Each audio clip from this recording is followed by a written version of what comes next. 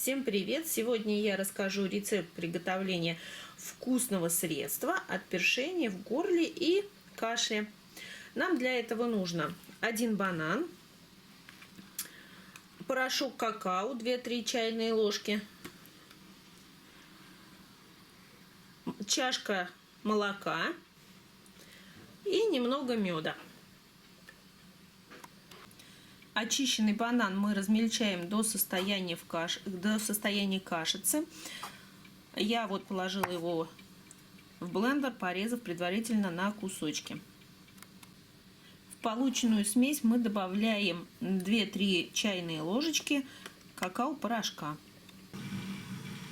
Все перемешиваем. В полученную смесь мы добавим чашку горячего молока и все как следует перемешаем. Теперь нам осталось в эту смесь добавить мед по вкусу, либо сахар, если у вас на мед аллергия. У нас на мед аллергии нету, и предпочтение мы отдаем все-таки мед, так как это натуральный продукт. Сейчас я сюда добавлю мед, перемешаю еще раз как следует, и лекарство от горла будет готово. Принимать его нужно вечером. Оно получается не только вкусным, но еще и полезным.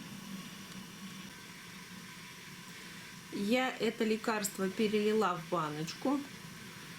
Вот что у нас получилось.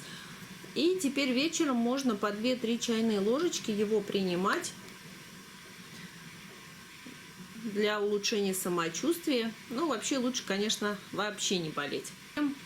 Хорошего настроения, здоровья.